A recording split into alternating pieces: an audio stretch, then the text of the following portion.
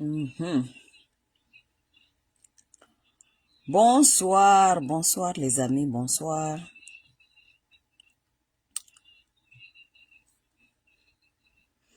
Mbote bakongomani. Mbote. Ezali dada awa, dada mpenzi.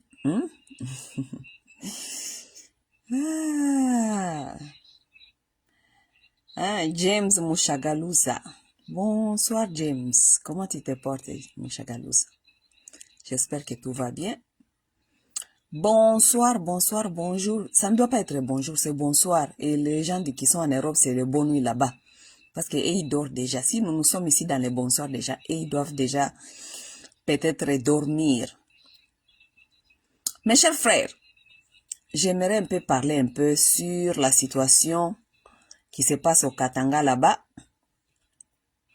entre nos frères Katangais et nos frères Baluba là-bas. Ok? Bien Sana James. Accenti.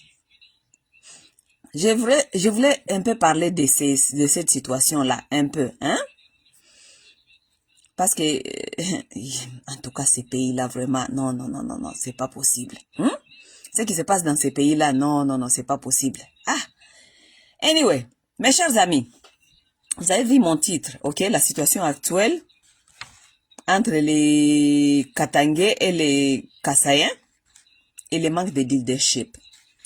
Moi, vraiment, si vous me demandez, je vais vous dire, c'est le manque de leadership, c'est tout. La situation qui se passe là-bas, ça démontre un manque de leadership. Ces pays-là n'a pas de leaders, c'est ça. C'est ce qui se passe là-bas. C'est la faute à qui, c'est la faute à qui. Tout ça, c'est la faute des manques de leadership. Mboka eza na leadership ite, mboka mobimba eza donc chacun pour soi, Dieu pour tous. Mutu na mutu a vivre ndenge alingi, mutu na mutu a vivre sika alingi, mutu na mutu a vivre ndenge. Donc, loko là-bas animo. Eza problème, il y a leadership. Ce qui se passe dans ces pays-là, c'est un problème de leadership. Bino bomona wapi. Ba communauté ezo bomana. Parce que nous, ici, vous êtes en train de nous parler les problèmes des Katangais et des Kassaïens, mais ce ne sont pas seulement les Katangais et les Kassaïens qui sont en train de s'entretuer.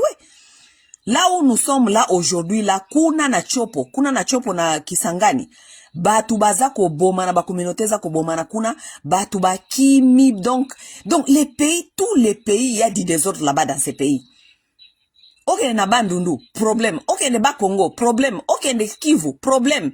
Ok, de Katanga, problème. Ok, de Naituri, problème. Ok, de na Kisangani kuna, problème.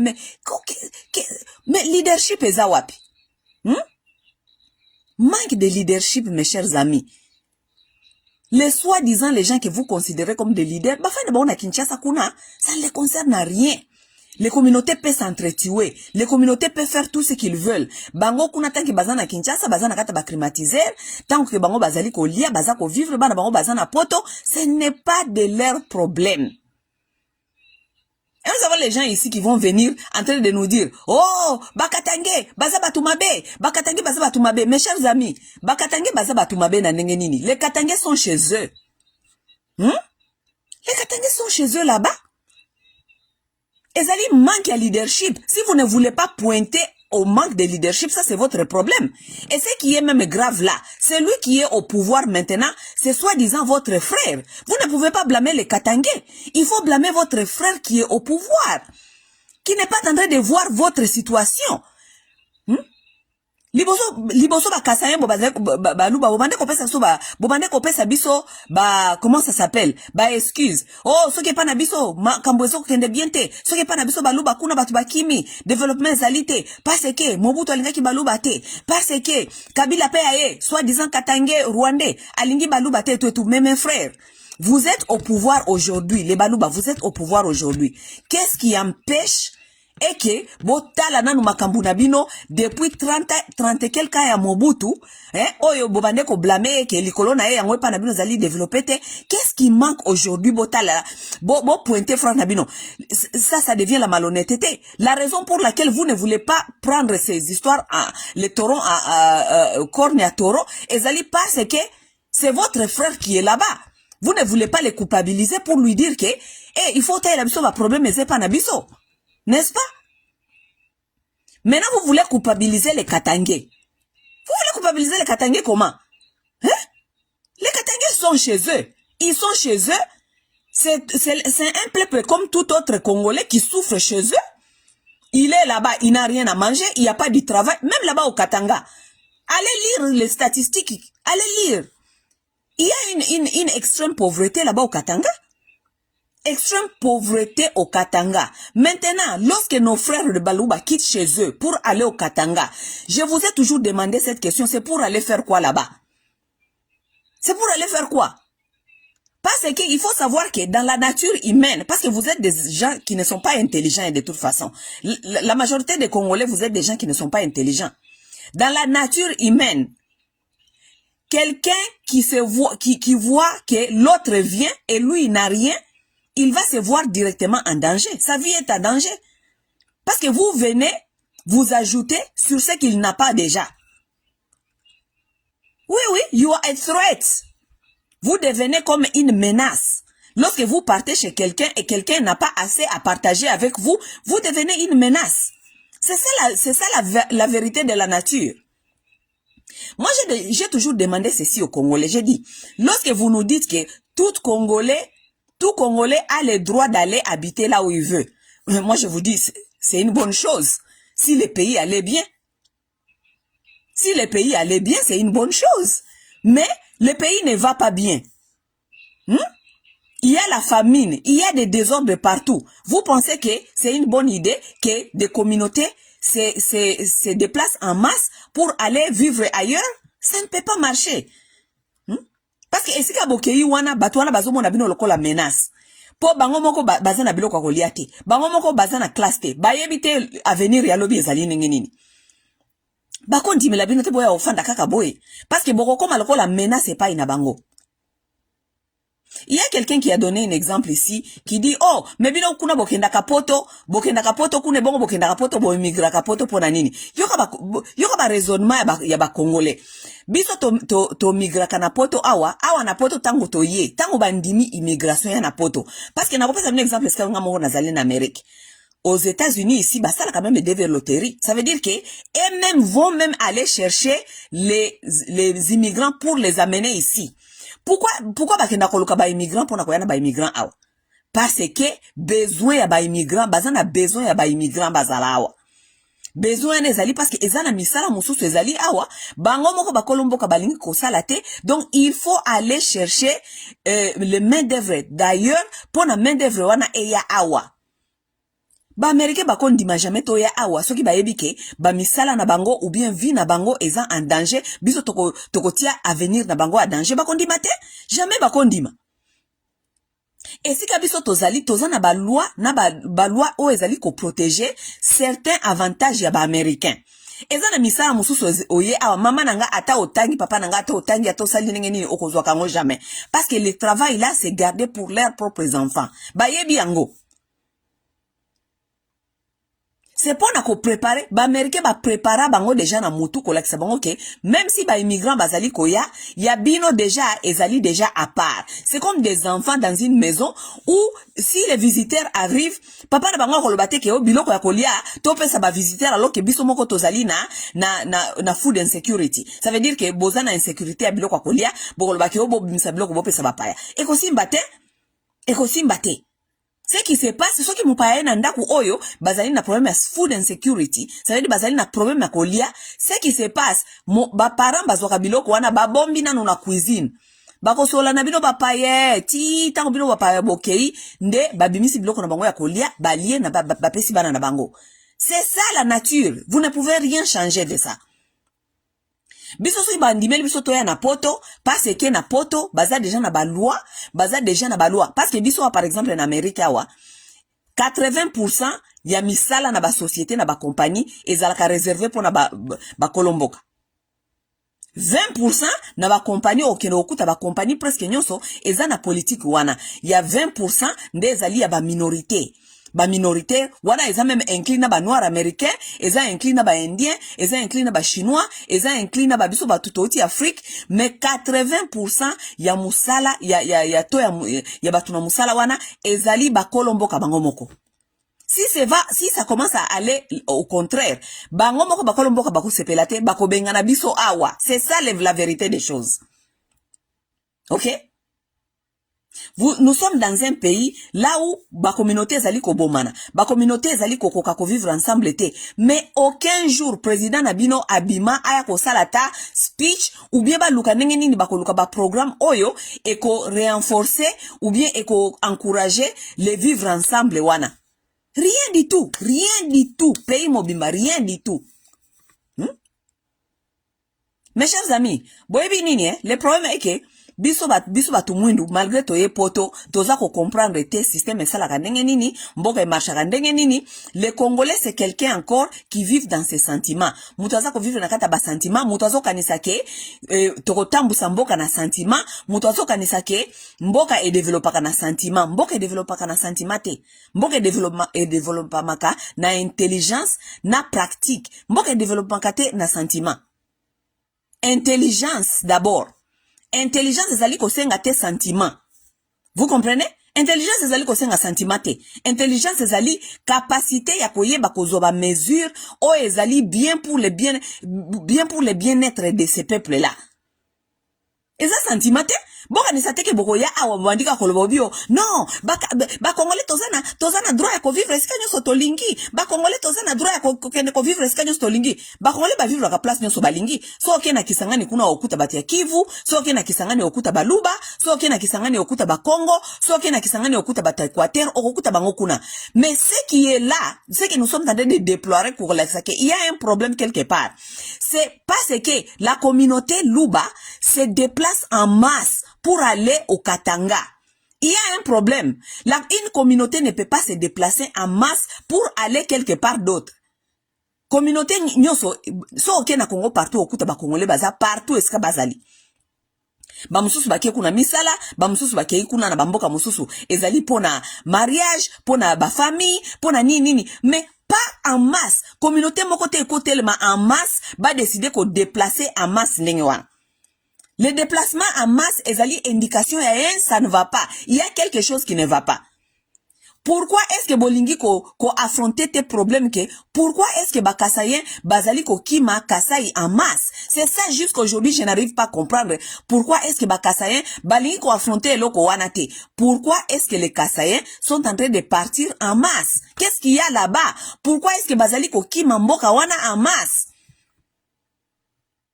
Ou les bo affronter problème ezali kuna déplacement en masse bino bolingi bo affronter ba katangé oyo balingi ko accueillir bino te en masse. Le problème n'est pas les katangé. Le problème c'est pourquoi vous êtes en train de fuir en masse. Qu'est-ce qui se passe là-bas? Parce que nous avons un gouvernement, vous avez un gouvernement provincial, vous avez des gouvernements provinciaux, n'est-ce pas? Nous avons un gouvernement central, n'est-ce pas? Gouvernement central a expliqué biso ba Congolais pourquoi ba Kasayen baza ko kima epai na bango en masse. Qu'est-ce qui se passe? Gouvernement provincial ya Kasai, il faut bisa biso et expliquer biso pourquoi est-ce que ba Kasayen baza ko kima epai na bango en masse. Est-ce que ça c'est trop à demander? Est-ce que c'est difficile à demander? Soki batuni bino wana bolingite. Bolingite batu na problème ezali nini oza kotinda kibino bokem bolongi pa na bino en masse bolingi batu na bino te mais bolingi ko culpabiliser ba esika bolingi ko kende ko se planter na en masse na nko parce que biso nyonso toza ba Congolais toza appelé à vivre na Congo place nyonso en masse. Vous vous déplacez en masse, vous voulez aller vous imposer quelque part nanko kaka kuna. Mais lorsque on dit que nous devons affronter et loko nini eza kotinda bino bokima kuna bolingi te la kuna, pourquoi bozoko kima kuna? Mais il y a un problème et nous ne voulons pas cette genre de malhonnêteté. Ça c'est une malhonnêteté très très très grave. Vous cherchez à culpabiliser les Katangais, mais vous ne cherchez pas à culpabiliser vos dirigeants dans vos provinces, dans vos gouvernements provinciaux. Vous avez des gouverneurs là-bas, vous avez des maires de villes. Vos gouvernements provinciaux ont des budgets Bazana budget pour la province. Vous ne savez pas d'où vient l'argent, d'où part cet argent, qu'est-ce qui se passe, pourquoi est-ce que le gouvernement nabino provincial est incapable de développement. Vous ne voulez pas demander à ce gouvernement-là, mais vous voulez venir culpabiliser les Katangais. Mais ça, c'est une malhonnêteté très grave. Hein? Et nous ne sommes pas là pour nakosepelisa bino, koyebisa bino ke oh non, biso so ba congolais, toza supposé ko kene ko fanda eskanyo so tolingi, toza supposé ko no fanda eskanyo so tolingi te. Nous ne sommes pas ici pour accompagner cette malhonnêteté et c'est une malhonnêteté grave comme ça. Nous ne sommes pas ici pour accompagner cela. Nous voulons savoir pourquoi ba Kassayen bazoko ki me pa ina bango. Pourquoi est-ce que les Kassayen ne sont pas en train de prendre leur gouvernement provincial coupables de leurs problèmes, de leurs malheurs. Hein? Pourquoi est-ce que Bakassayen bazoko lingate ko tuna Félix Tshisekedi? Pourquoi est-ce que bango baza et pas bango eza bienté? Et vous voulez blâmer les gens là où vous voulez aller vous imposer. Ezalakate Bakassayen. Baluba ezalakate. Makambo ezalakate. Vous allez pas me dire, il y a quelqu'un qui écrit sur sa page là-bas qui dit, oh, mais en tout cas, makambo oh ya Bakassayen na Bakatange. Biso Bakassayen to souffrir pe mingi na maboko ya Bakatange tout. Mais mes chers frères, vous êtes en train de souffrir na maboko ya Bakatange où? Vous êtes en train de souffrir dans ma boca Bakatangé et pas inabino ou bien pas inabango. Ça, ce sont les questions simples. Boza ko souffrir dans ma boca Bakatangé, soi-disant. Boza ko souffrir dans ma boca Bakatangé wapi. Et pas inabino ou bien pas inabango. Vous allez pas aller vous imposer chez les gens. Et lorsque les gens là, bazo mon abino lokola boza menace, balingite boza la wana, vous allez dire que boza ko souffrir dans ma boca bango. Ça, c'est être malhonnête. Boza souffrir dans ma boca bango te. Et ils cherchent à se protéger. Parce qu'ils n'ont pas assez non plus. Bazana elo kote, mutoza na elo kote, okende ko boto la yete kwanga na ye, o yaza ko bombe la ba na elo bipoyo luka ko liango. Akomona yo komi menace. Ça c'est la vérité de la nature. OK? Akomi tunabi yo otiki pa ina yo ndenge nini, otiki kwanga epa ina yo ndenge nini, po ya po olia kwanga na ngana bana na ngai. C'est ça la vérité des choses. Oh, bo souffrir mingi na maboko ya Bakatange, il faut Bakatange ba changer. Bakatange ba ko changer nengeni basé pa ina bango ba ko changer nengeni. So ki wana de ba culture na bango, na façon na bango ya ko vivre, ba ko changer nengeni. Eza lokolo ke pa voisin alingi to zala wana, mais yo zoko lobo il faut voisin changer. Mais voisin za ko tuna yo, mon frère, toi tu es chez toi là-bas. Comment est-ce que ngana ko changer nengeni? On ne peut pas aller changer un voisin chez lui. Non. Le voisin a droit de vivre chez lui comme il veut. Il a droit de faire ce qu'il veut dans sa maison. Tant que toi, tu es chez toi, tu as aussi la capacité de vivre, de faire ce que tu veux chez toi. Ok, pas voisin, olingi voisin a changé façon na yako vivre. Alors qu'il y a zana kati anda kunaye.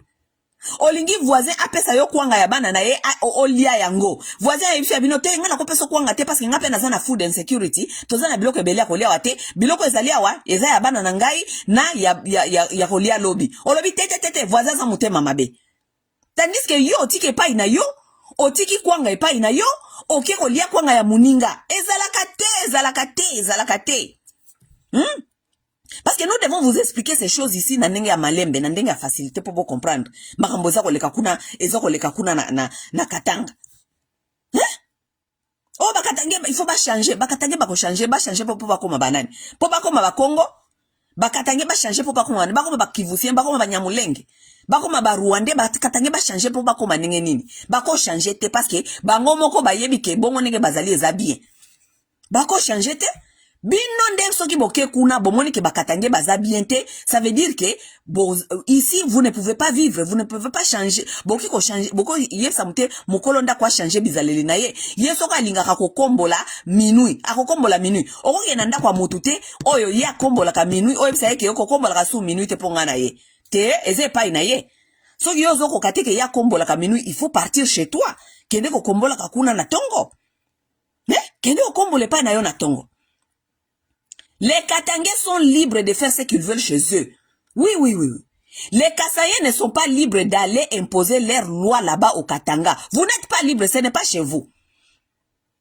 Congolais ont droit à vivre soi-disant, mais il faut comprendre que nous ne sommes pas les mêmes peuples non plus. Parce que chacun de nous aussi a ses comportements, a sa culture et a ses traditions.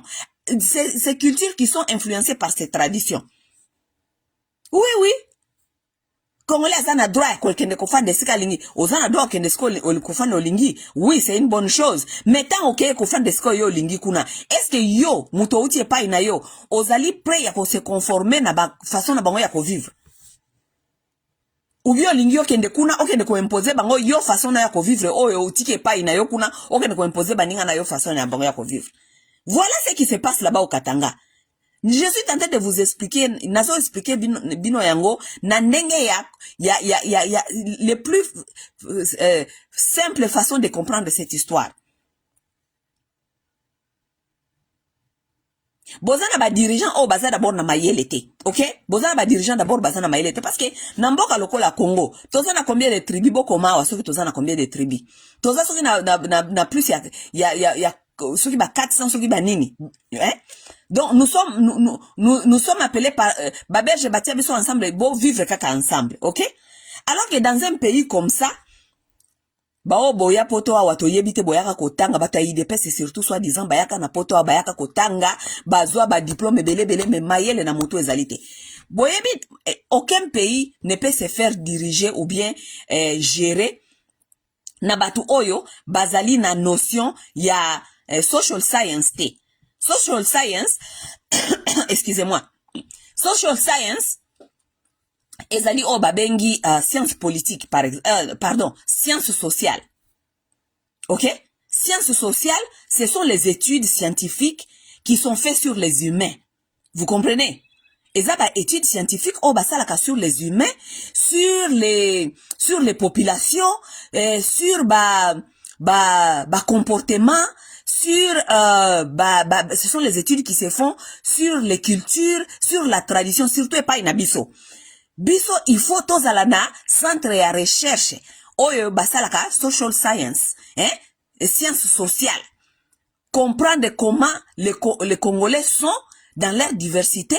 Pona ba étude wanande, il faut ba mema yango beba ya ko exposer ngo pa na biso population. Normalement ba étude ya ningona ba memba kango na ba place neti ba ensemble comme ça ba député ba ko voter ba loi o ezali favorable sur les survie ensemble. Oui oui. Mboka mobimba centre scientifique ya sur social science ezalaka nango te. Mais vous voulez imposer les gens de vivre ensemble. Non seulement de vivre ensemble, mais batuba longwa keska na bango en masse bakende okota na place mususu ezalaka te. Parce que soki tozalaki na par exemple excusez-moi na ba centre de recherche ya babenga on social science, hein?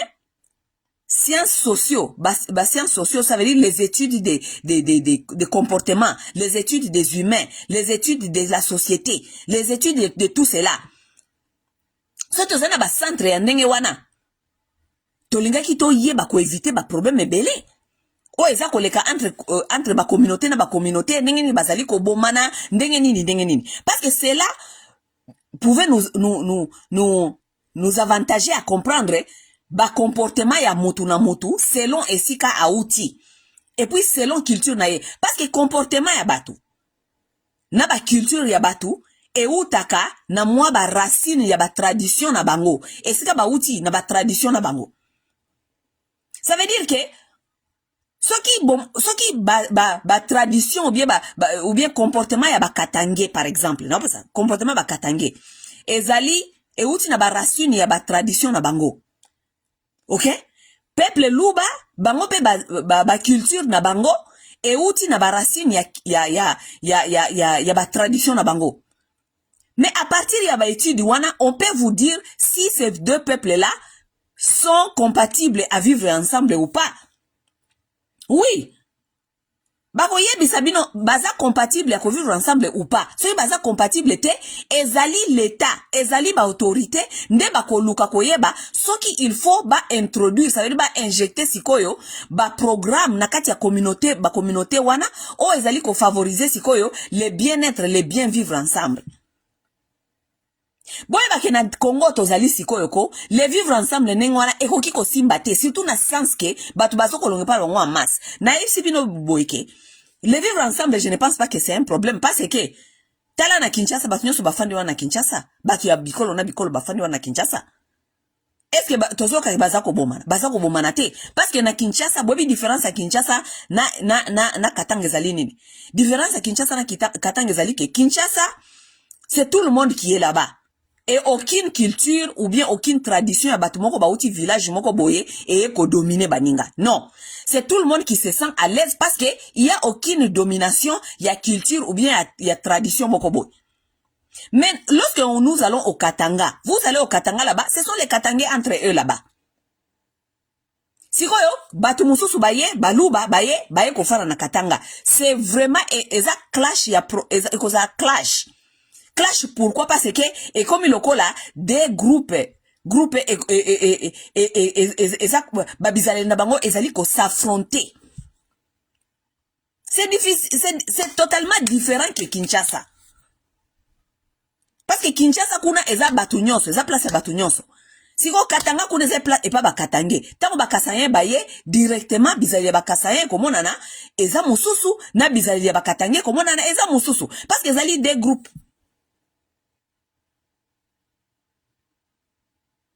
Sikoyo, depuis ba conflit ba kasayen na ba katange banda.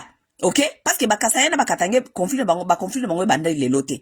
Est-ce que le gouvernement qui est sur place, est-ce que ces gens-là ne peuvent pas comprendre que les deux peuples-là ne sont pas appelés à vivre ensemble parce que baza compatible était ko vivre ensemble. Leur vivre ensemble n'est pas compatible. Bon qui ko comprendre nangote, ba autorité ba comprendre nangote. Ou bien bakasayen bino moko na bo comprendre yango te ke les vivre ensemble ezoko simbate. Si les vivre ensemble ezoko simbate, mais mes chers amis, mutu na mutu que chacun se prend en charge, mutu na mutu ayeba ndenge na ko se retirer ke ne ko fande sika oyo vivre ensemble ezali ko correspond na bato mososo. Bon continuer te ko forcer batu ba vivre ensemble alors que ba comportement na bango, ba façon na bango ya kozala ezoko simbate eza compatible te. Non. Il faut pas katange ba changer. Il faut pas katange ba changer. Ba katange ba ko changer te. Parce que bazé pa ina bango. Soki ba katange ba longo pa ina bango ba ke place mususu. Ba memi bizale na bango place mususu wana. Est-ce que ba tu moni qu'il faut pas changer? Oui. Mais lorsqu'ils sont chez eux là, ils peuvent se comporter comme ils veulent là-bas chez eux. Mututa akopeksa bango ba se comporter. Balingo se comporter pa na bango. Même chose na ba Swahili. Soki bazé pa na batia est kuna batia Kivu. Soki bazé pa ina bango. Pas qu'on se comporter nenge balingi ko se comporter pa ina bango. Mutu moko te ko uta esika moko boye, aya ko yebisa bango ke o bo changer. Bo changer parce que biso pe ba Kivu si tolinga ka pe na biso. Tolinga na biso pe ba to ebele te ba ya ko envahir biso. Non tolinga ka ngote.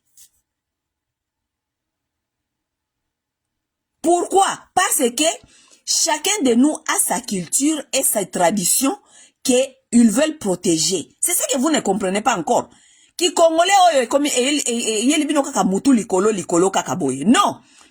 Boye bake malgré tout ça ba Congolais, mais mutu na mutu azana ba racine na ye traditionnel. Soki mutu mususu ye ko fande pa ina yo ezali menace ya kolakisa ke ba culture na bino na ba tradition na bino ekoki ko bunga. Po batuana baye bakoki ko ya ko dominer na culture na bango na ba tradition na bango awa. Ça veut dire que ya bino identité ezali menacé e bunga. Mutu moko te ko lingango. Pourquoi biso tozoko bundisa ba Rwandais ba yate e pa na biso kuna na Kivu? Parce que tozoko yeba ke soki tondimeli ba Rwandais ba ya ko fanda, ça veut dire que quelque part tozali ko pesa moi toza kolinga ko perdre moi identité moko boye. Ça veut dire que ton dimel bango ba ya ko fanda parce que bango ba ya ko fanda teneti lokola bango pe bali ko ya amas ba kolinga ko ya ko fanda ba ya na ba culture na bango na ba tradition na bango peut-être e ko koma menace pour na biso parce que e ko dominer o ya biso. Personne ne veut ça. Qu'est-ce qui est difficile à comprendre? Qu'est-ce qui est difficile à comprendre? Moi, je ne suis pas en train d'encourager ceux qui bobunda, ceux qui bobomanate. Naza logique na makambu naza koyebi sabino. Le problème avec les Congolais, vous êtes tellement sentimental, bolingi ko réfléchir na motute, bolingi ko réfléchir na sentiment. Basala kana sentiment te. Les lois, les pays, on ne les construit pas sur les bases des sentiments. Les lois ne sont pas faites sur les bases des sentiments. Les lois sont faites pour le bien-être des gens. Eza lokola moboti soko zana mwana. Napesa mno exemple simple. Moboti azana bana. So moboti azoko diriger bana na ye. Moboti il faut asala oyo ezali pona bien-être ya bana na ye. Akoki jamais ko sala parce que bana bako sepela te. Exemple simple. Oyo eloko nga na mona na misu na nga pona ba africain surtout ba to mwendo ba congolais.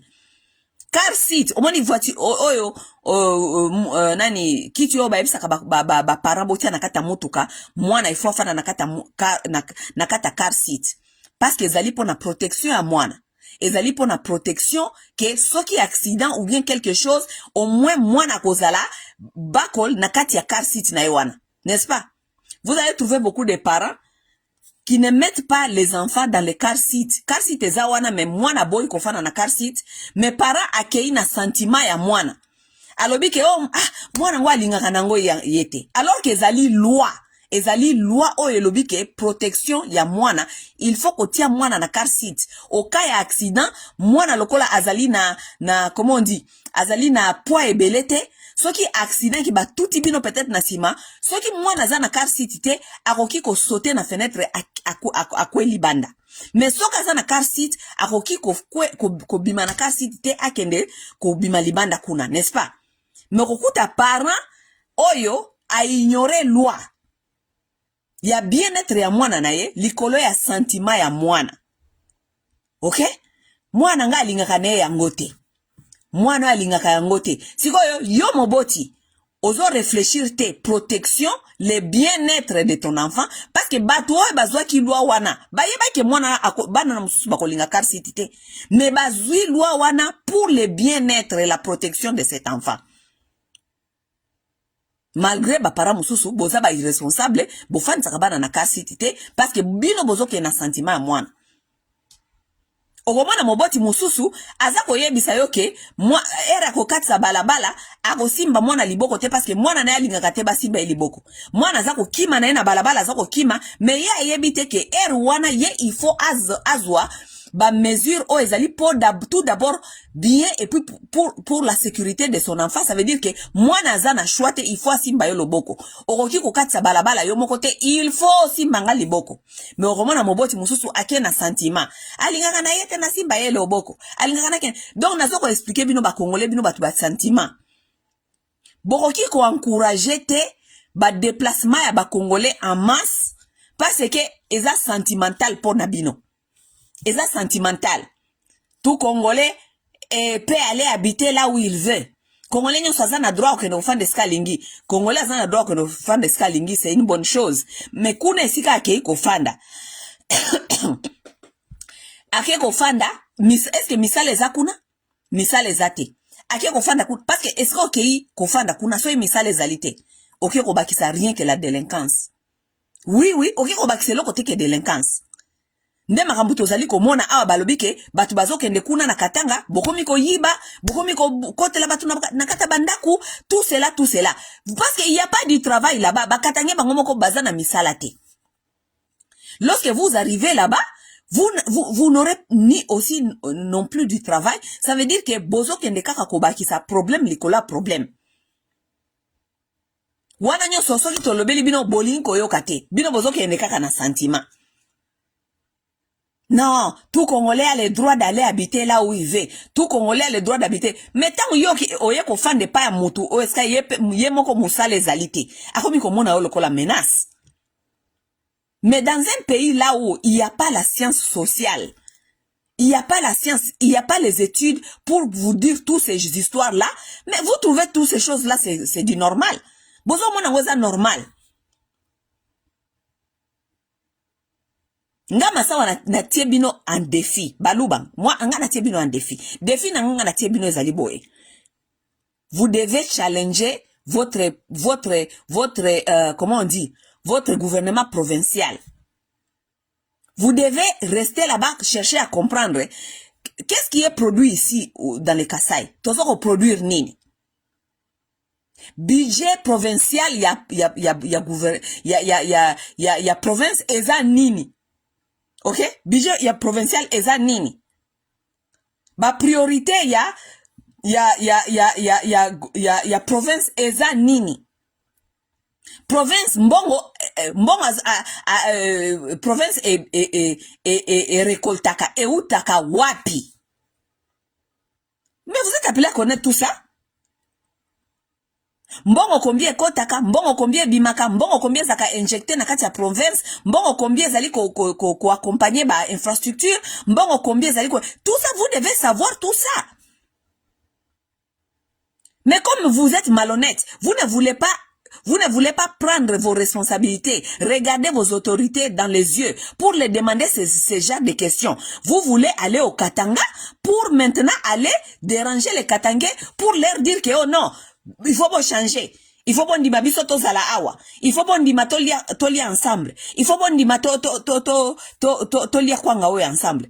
Tandis que ba Katangais ba yebike ba minere nyo seza ko bima kuna. Eza combien 60%? 60% je crois il y a budget provincial nyoso ekendaka Kinshasa. OK? Bakatange ba yebi bon OK. 40% ya budget na bango ya ba cobalte na biloko wana nyonso, 60% ekendaka Kinshasa. Ekendaka Kinshasa ko sala nini? Personne ne connaît. OK?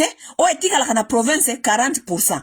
40% on etikala na province pona ko soutenir biloko nyonso na bango na kolia na infrastructure ya province na ba éducation tout ça on nyonso etikali ezoko kabango moko ezoko kabango te mais bino bokimi pa ina bino esika botiki gouvernement provincial na bino boyebi ko zwango accountable te po boya lisusu kolia 40% na oyo bakatange bango moko ba omona clarté. Oh, ne voilà, ça c'est la politique de la malhonnêteté. Cela s'appelle la politique de la malhonnêteté. Oui, et ça politique de la malhonnêteté. Hein? Et ça politique de la malhonnêteté, ça politique de la malhonnêteté. Cher frère Baluba, cher frère Kassayen, ok? Ngai masawa jusque là, Ngana kopesa ba Katangais fautité parce qu'ils sont chez eux. Les Katangais n'ont pas quitté chez eux pour aller faire des désordres ailleurs. Non, baza bongo. Et pas na bango baza bongo, bizali na bango zali ndenge wana, biso tende to changer bango. Ngai soki na kena Katanga na kuti kuna baza na bizaleli oyo, ezali ko correspondre na bizaleli na ngai te. C'est que je vais faire, je vais paquer mes histoires, je vais partir. Na okene place mususu ou bien na zonge pa inabiso. Parce que na komona ke awa na kokokate parce que toza compatible te na ndenge ya kofana na bizaleli. Na kokende, na kofana wana tena bana koyisa bakatangeo bo changer. Te baza na bako changer te baza pa ina bango. Les Katangais ont droit de protéger leur petit pain là qui est resté pour eux, les 40% là qui est resté pour eux.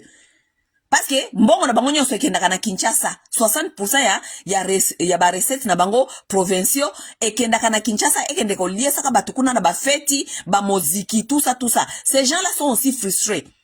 OK? Moi 40% wana soki besa 40 soki za la paix combien to yebite tikala ba na poche wana bango moko ba omona clair na ngote bande ko ba Kasayen boko lemkali susu te ko lamuka kokende kuna pona ko yebisa ba Katangais ke o 40% etikala ka biso nyonso to liango poto za ba Congolais ezalaka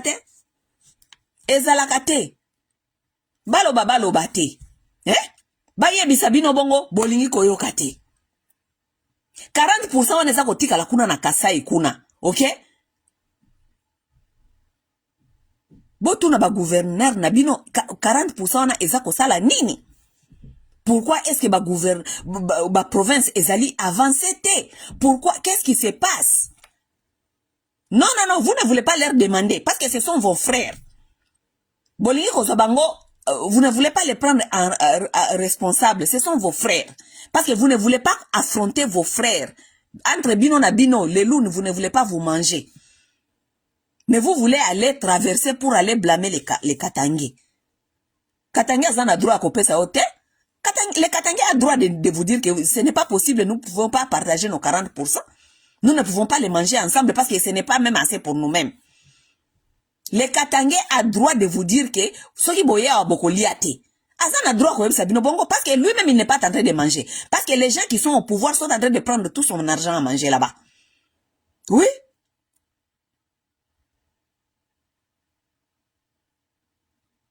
Ngana kotika koyebi sabino le contraire te. Depuis na fanda ki na histoire ya koyebi sabino problème Katangais luba nazo koyebi sabino solution zali simple. Solution zali simple est que vous devez voir ce qui se passe là-bas au Kasaï. Pour na koyeba ko résoudre le problème na bino parce que ceux qui boyebi ko résoudre le problème à Kasaï, vous n'allez plus aller chez les Katangais eska bozo kolbake, on est en train de vous ridiculiser là-bas. Vous n'allez pas aller là-bas. Nous ne sommes pas ici pour appeler aux Katangais de changer. Non, c'est faux et archi faux. Le Katangais, il ne peut pas changer. Il est chez lui, il est confortable dans ses comportements. Ses comportements sont les racines de ses cultures et sa tradition. Il est comme il est.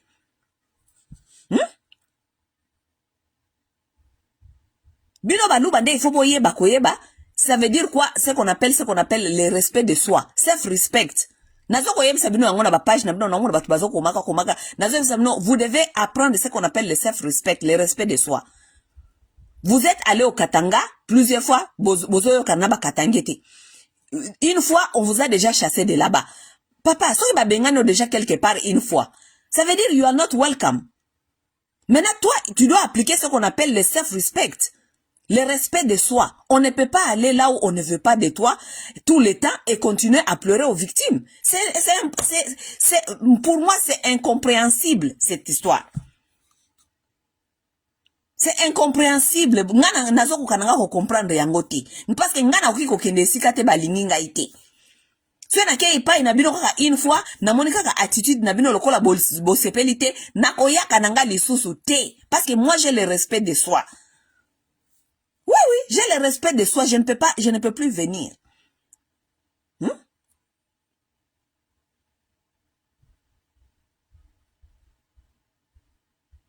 Bakasayen, votre solution est très très simple. Si vous êtes honnête. Solution nabino ezali très très simple. Ne confondez pas les Katanga et Kinshasa. Eza ba province mibale eza ndenge mokote. Kinshasa ezali capitale. Là où tout le monde habite là-bas, tout le monde, aucune culture, aucune tradition ne domine là-bas.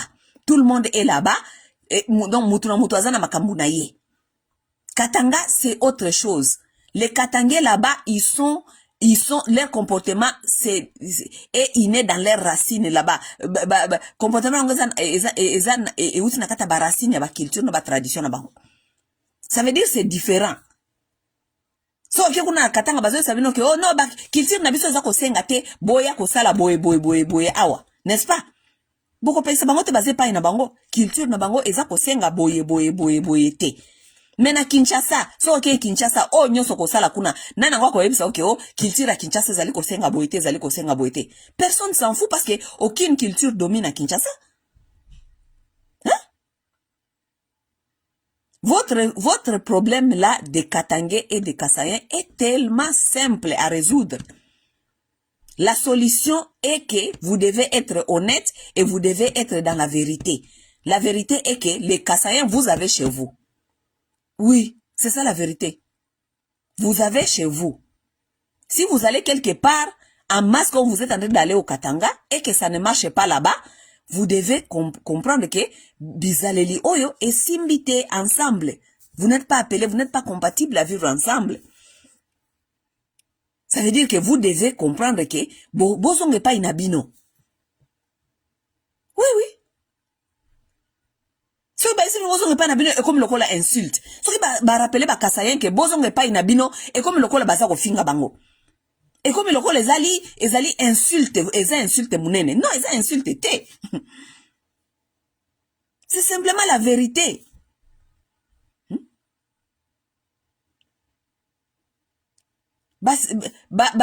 réalité à terrain na katanga ezali ko permettre te bokende ko fanda kuna en masse. Pourquoi? Parce que vous n'avez pas les mêmes comportements, vous n'avez pas les mêmes cultures, vous n'avez pas les mêmes façons de voir les choses, vous n'avez pas les mêmes, vous êtes compétence nani compatibilité ezalité à vivre ensemble. C'est ça la réalité de terrain.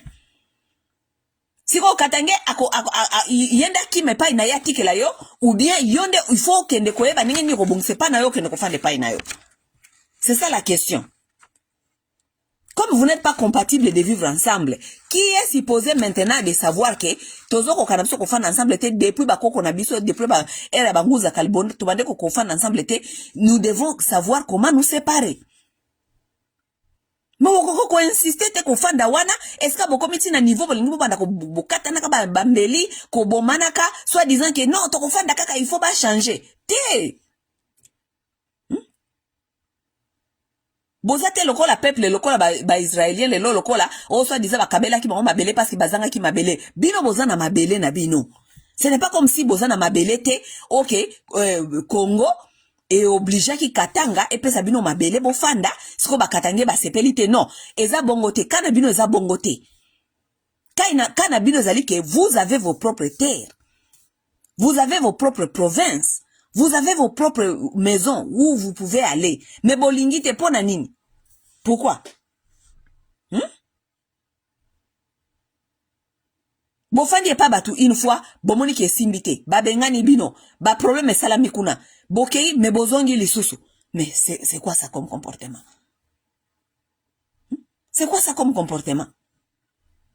Ba réalité à terrain na katanga ezali ko permettre te. Pourquoi? Parce que katange yemoko azana problème ya musala bazana misala te 80% ya ba katange baza ba chômeur bazana misala te. Baza ko luka bazana ki cherche bazana kata pauvreté tango bino boye ebele ndenge wana boye ko bakisa problème likola ba problème na bango bakomi komona bino bokomi menace. C'est tellement facile à comprendre mais boko comprendre te parce que boye bi social science te boye bi science sociale boye ba science sociale te boko comprendre wana te. Réalité à terrain zali ko senga te bokende ko fanda kuna en masse. C'est ça la vérité des choses. Si la politique était bonne, si que les Katangais se retrouvaient, bayebi ke bazana sécurité, bafandi pa na bango bien, bazako lia bien, tout se passe bien, bana bango bazana nzalate, bana bango bazana insécurité, ya liate, et loko mokote, bakoki komona bino menace te. Mais bango situation na bango ezako pesa bien te. Bako ndima te boya kofanda, bako linga te boya kofanda. Ça c'est la nature humaine. Mutu moko te ko linga bongo. Soki ba yebisi bino bongo et comme yo, eza tribalisme, balingi bino te, tout ça. Non, nous devons être réalistes.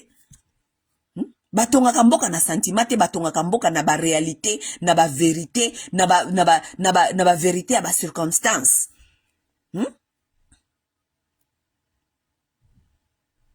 Sikoyo gouvernement na bino ba provincial o kuna na Kasai kuna bango balobaka nini na ndenge bamoni bino ndenge bozokende ko souffrir ba place mososo.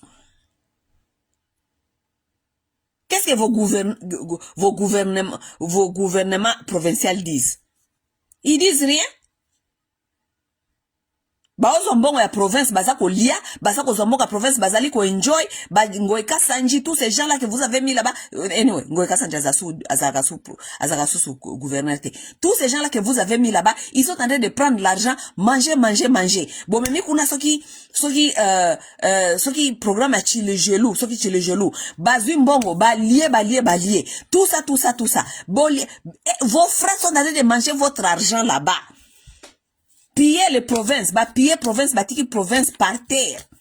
Ou lié boke ngozo ba frère na bino accountable, bolingi de boya kozwa ba katange accountable. Ça c'est la malhonnêteté politique. Toko ndi mangote, tozawa tozo kotala biso nyonso. Toko ndi mangote. Oui. Wana zali malhonnêteté politique. Toko ndi mayango ata mukete. Votre solution est là et simple. Vous ne voulez pas votre solution parce que vous ne voulez pas pointer à vos propres frères. Vous voulez aller pointer aux autres. Bolibo même ça va katange masumu ya Tshisekedi. Ya bolibo même ça bakatange masumu ya ba leader provincial na bino.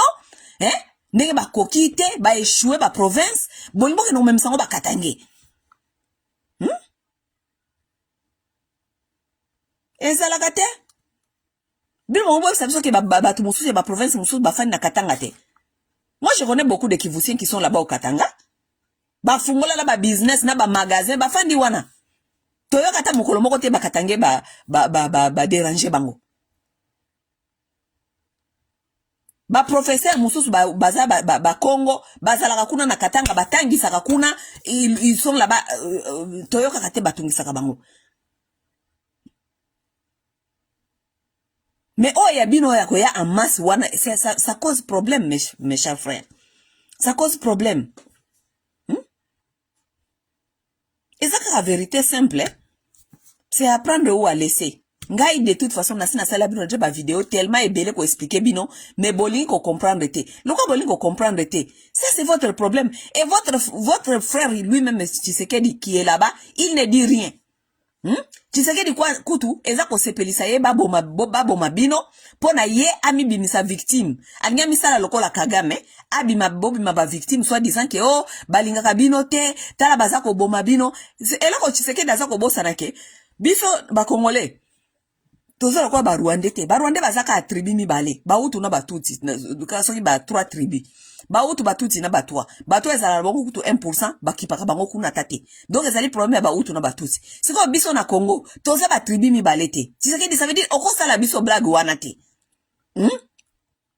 okosala biso blague wana ata mukete parce que comme il a complot ya Tshisekedi a continuer ko renforcer tribalisme pour pas continuer ko yina baluba ba continuer ko boma ba frère na ye pour azwa lokola comment elle dit eza lokola opportunité ya ye atikala na pouvoir et aussi mbate Congo et aussi mbate mboka wana ya banka Tshisekedi mboka ya Congo mboka banka et aussi mbate blague wana Kagame asala kuna na nani na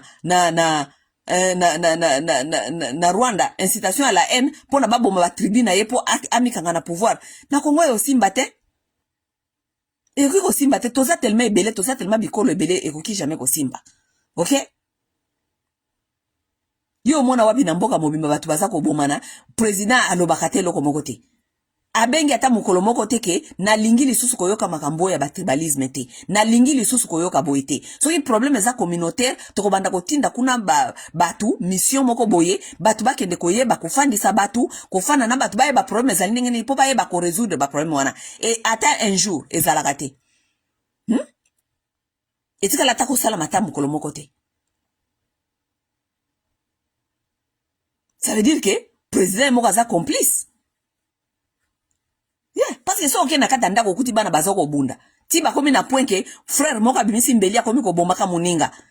Papa na bango na mama bango bavanda na ndako balobaka eloko te. Ça veut dire que ba para baza ba complice. Oui, ba para baza ba complice. Mais siko wana bomoni complicité ya Tshisekedi bozoko mona ngote bozoko mona complicité ya Tshisekedi te bozoko mona ka bakatange. Bakatange baza mitema mabe bakatange baza mitema mabe pa ina bango. Ils sont chez eux. OK? Les katange sont chez eux. Mokolobe bakatange pese ba décider pe ba longwa pe na mboka wana ba longo ba kosala pe referendum ba longwe nana ngo pekisa bango. Mutu moko te baza na droit ko sa referendum soki balingi kolongwa na mboka na ba longwe ba kei parce que c'est pas ina bango. Boko obligé bango eloko moko te.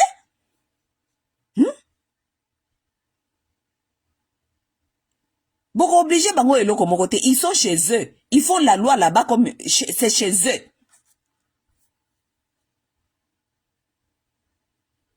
Ngape so yena kepa na biso kuna na Kivu kuna, naze pa ina biso mutu moko ta oyo tungisanga kuna. Oyo tungisanga ndenge nini?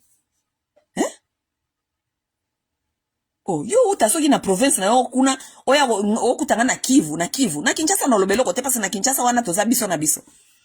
Biso niso ba Congolais bitouti bipai toye ko fan. Na lobelo kote Oh bolingo sala kuna Kinshasa bosali nge bolingi munda mutalingi se comporter ninga niko se comporter. Pour se comporter ninga bolingo se comporter, chacun pour soi. Je dis pour tous munda mutafani nanda kuna na Kinshasa. Mais so nazo yepa na biso kuna na Kivu. Yo uti je ne sais pas soki na mboka na yo soki wapi uti kuna na mboka na yo wapi. Oya ko yebisanga quoi faire, comment me comporter, comment ne pas faire et pas inanga na Kivu. Sure. Yo uti wapi. Yonde nani oya ko yebisanga parce que façon nanga ya ko vivre kuna façon nanga ya ko se comporter kuna ezali ba base ya culture et uti na ba base ya ba culture na tradition na biso tango yo ko yebisanga ki na changer ça veut dire ozo ko yebisanga ki ba culture nanga ba tradition nanga za malamu te alors que naze pa na biso na ko expliquer kaka bien mapa nzela epa ina ya porte ya libanda yango wana yo kende epa ina bino na ko expliquer kende pa ina bino. Tu ne vas pas venir chez moi pour me dire qu'il faut na changer. Na changer.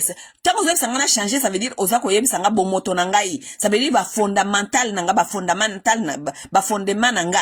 O ezali basé sur culture na tradition nanga eza malamu te. C'est ça que tu es venu m'annoncer.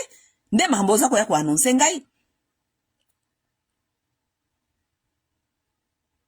Wana za manque ya respect. Oye pa muninga ozo pesa yeke ba façon na ya ko vivre nda kuneza bien te. Wana za manque ya respect.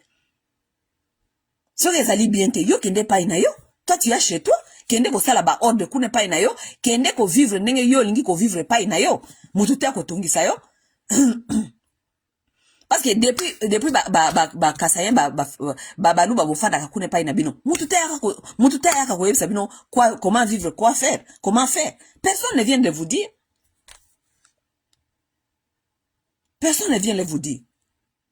bosu bosala na ba mibeko batu mususu bakui ko yaka kuna te ko sala politique kuna te bo et pas na bino chez vous c'est normal. Niveau gouvernement provincial condamne cela, niveau chef coutumier condamne cela, niveau intellectuel condamne cela. Congolais moko te aya ko sala campagne électorale kuna pa ina bino wana za tribalisme te. Ba Congolais omona bango bayaka kuna te parce que ba yebi ke bozana bizaleli wana bolingi na bino batu kuna te. Ba élection ya période ya Tshisekedi oite kolekana ba Martin Fayulu. Est-ce que Martin Fayulu ayaki kuna? Martin Fayulu ayaki pa na bino te? Po boyese Martin Fayulu soka ye kuna boko tumba ye. N'est-ce pas? So bizaleli na bino za ya ko tumba batu. Vous avez déjà dit ça aux gens? Ba yango bayaka na bango te.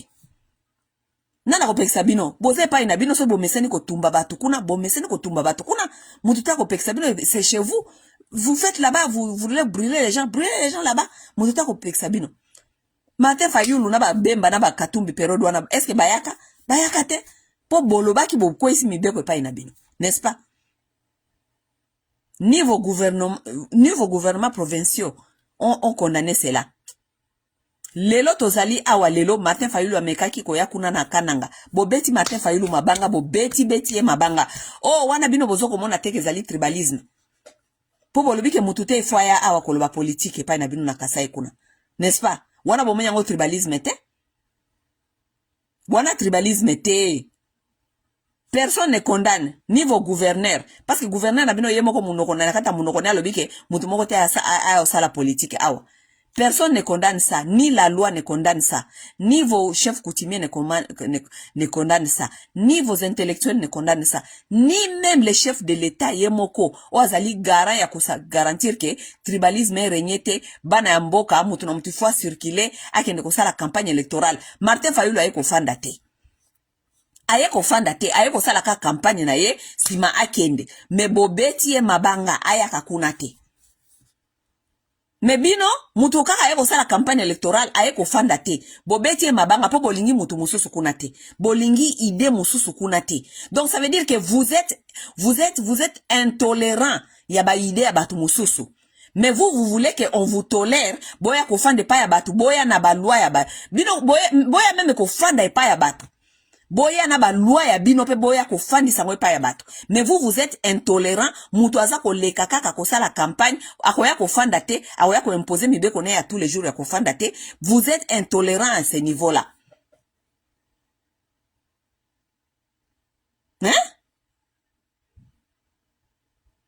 Boza kuna na Katanga kuna na Kasumbale sebele wana na kasumbalese na katanga na mabele ya bakatange bango moko me bolingi bopekisa bango bolobine bango ke Moïse Katumbi akende kasumbalesa te pas sur vos terres, sur les terres des autres personnes.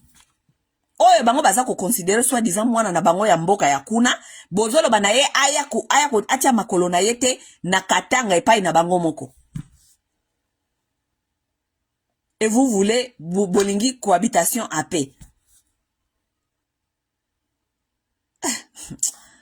En tout cas, nga na lobi na nga kaka ya oyo eza na muno nakati ya makanisi na nga ngai position na ngai ko changer na ngote. Position na nga pende ko changer te parce que toza na kati ya Congo oyo ezali ko permettre makambo oyo te soit disant congolais nyo soko kende ko fande skalingi. Nous n'avons pas encore fondé ce Congo là. Vous comprenez? Le Congo là n'existe pas encore. Espérons ça va exister. Et comme à l'Amérique, esika baloi ezali ko protéger certaines choses. Esika obi ke Congolais ko nous fande skalingi. Mais le Congo que nous sommes aujourd'hui, la réalité de ce Congo-là que nous sommes aujourd'hui, le Congo-là n'est pas capable ya kufandi sa idéologie wana ke Congolais nyo sako kono fandi skalingi. Pourquoi? Parce que cohabitation en harmonie et qui jamais kozala eska nzale zali. Oui, cohabitation nani en harmonie et qui jamais kozala eska nzale zali. Ekoki jamais kozala esika insécurité zali.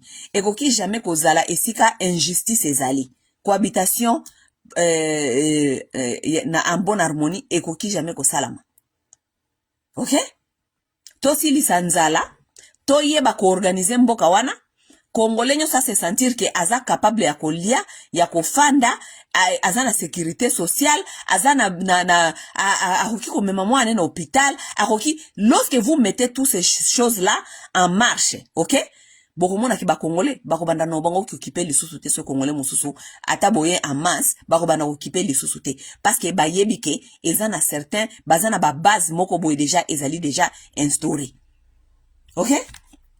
Soki loi ezali ya ko protéger bakolo mboka, bakolo mabele, bayebi ba structure ya awezani nani. Congolais moko ta ko se sentir en menace que Congolais mususu aye ko fanda. Non? Mais il y en a pas tout ça. Vous voulez seulement encourager les slogans. Les pays ne se construit pas dans les slogans. Tout Congolais peut aller habiter là où il veut. What is that slogan?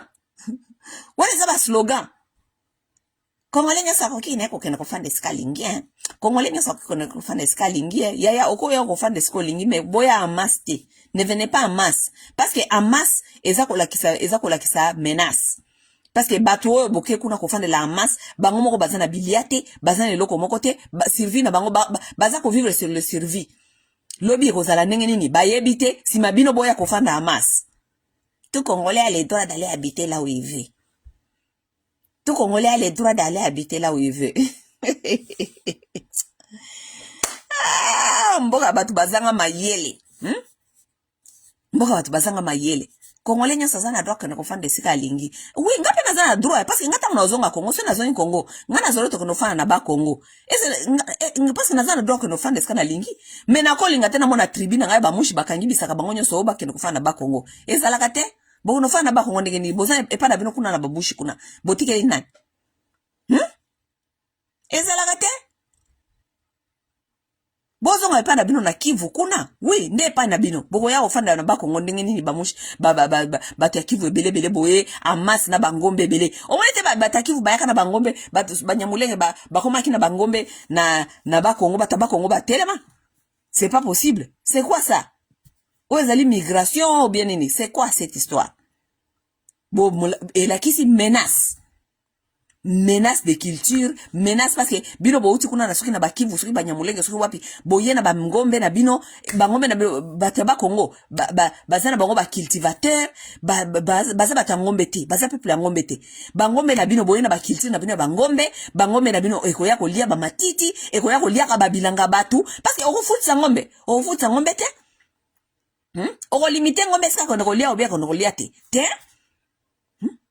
bataba Congo ba moni ke eza menace ya Non seulement peuple moko boyaye ko s'imposer ko fanda wa meza aussi menace ya culture parce que culture na biso na bango ko kanite bino batu ya ngombe boye awa ngombe na bino siko yesa so ngombe na bino kolia akolia wapi donc akolia bilanga na biso tanga akolia bilanga na biso siko to kolia nini. Tout ça ce sont les choses qu'il faut étudier. C'est pourquoi je suis en train de vous appeler si je dis que chaque pays doit avoir une centre de recherche là où on fait ce qu'on appelle social science. Hein? Oui, oui. Les études scientifiques des comportements, des humains, des cultures, des traditions. Pour na koyeba compatibilité ya peuple na peuple, est-ce que peuple on a peuple ba koki koza compatible ba ko fanda ensemble selon ba culture, selon ba tradition. Ba ko fanda ensemble. Batu ya Kivu na batu ba Congo ba koki ko jamais ko fanda ensemble en masse. Pourquoi? Parce que batu ya Kivu mingi baza batu ya Ngombe. Batu ya ba Congo bazali batu ya Bilanga. Siko tango bataki vuana bakoyana bangombe kokendo kufana na ba Congo. Garantie ezali nini ke bangombe wana bakondolia nani ba bilanga ya batu ya ba Congo te. Peuple compatible à vivre ensemble na selon culture na ba tradition. Baza incompatible. Ça veut dire que vous pas faire des pailles na bango kuna, est-ce que ba kolie sa bangombe na bango kuna, na ba Masisi, na ba Rushuru, na ba Bushi kuna na ba place na bango kuna, est-ce que ba liesa ka bangombe kuna, ba fana na bango kuna. Ba kuya na bango te, ba kuiko ya amasite na ba Congo, eko simba te, culture eko simba te. Vous comprenez? Social science. Lorsque vous avez des dirigeants qui ne comprennent pas cela, qu'il faut que ça la ba étude. Ya batu oyo bafandi awa, culture nini bafandi awa, ba tradition nini fandi awa. Quelles sont les traditions, les cultures, les peuples qui sont compatibles, qui peuvent vivre ensemble? Il faut que ça la étude wana. S'il y a les peuples qui ne peuvent pas vivre ensemble à cause de compatibilité, de culture et de traditions, il faut les séparer. Il n'y a rien d'autre à dire. Il ne faut pas nous dire que, oh non, il faut qu'on va changer, il ne faut pas vivre ensemble. Incompatibilité, à vivre ensemble, l'ikola, ba culture, ba tradition, ezali. Bon, qui jamais qu'on fasse ensemble. Est-ce que c'est difficile à dire? Faut que ici, on est comme tribalisme. Qu'est-ce que c'est? C'est tribalisme, c'est intelligence. Ok? C'est tribalisme, c'est intelligence. Et un peuple qui manque l'intelligence et la sagesse est appelé à souffrir. Vous êtes appelé à souffrir. Parce que vous voulez imposer et vous voulez créer des miracles des gens de vivre ensemble alors que bazali compatible te na bizali li na ba comportement. Les peuples katangais et les peuples kassaïens ne sont pas compatibles na ba comportement. Ils ne sont pas compatibles. Ils ne sont pas appelés à vivre ensemble. Ça se voit, ça s'est déjà vu plusieurs fois. Comme ils ne sont pas compatibles à vivre ensemble, il faut chercher des solutions pour people wana ba vivre ensemble te. Mutu na mutu vivre pa inaye, mutu na mutu vivre ndenge na ye, bazala te pembeni ya ichada bakosa la clash. Hein? Koto expliquer bino ndenge nini. Mais quoi boling na bino koyoka te. To continuer ka ndenge na biso toza na biso kotala, mais parce que so yebisi bino plusieurs fois boling na bino koyoka te. Donc to fanda kaka totala kaka ndenge wana. Mais fin de fin to koma kaka na solution wana kaka. Po bakatange ba changer na bango te. Bakatange baza bakatange, ils sont comme ils sont. Moi, je ne vois pas les problèmes avec les Katangais, pour vous dire la vérité. J'ai d'abord beaucoup des amis Katangais, naza na problème na bango te, na yebi problème na bango te. Bino balu bande bozongo na problème na bango parce que bino boke ne kuna kolinga kolia kwanga na bango. So ni mutu ayebisa bino ke kolia kwanga na ngate parce naza na assez même pour mes enfants. Est-ce que aza mutu mabe? Oh bakatange baza mitema mabe, bakatange ba mutema mabe. Po mutu alobi ke kwanga na nga oyo na kokoka bolango te. So mutu alobi akoka bola kwanga na ete aza mutema mabe. Aliko kabula kwanga na yete. Aliko kabula kwanga na yete. Yo kende ko luka ya yo. Kende pa ina yo lamba kwanga na yo na kati ya cuisine na yo. Lia yango kuna consommer yango toi-même. Ou mutema mabe eza wapi place wana. Mutema mabe eza te.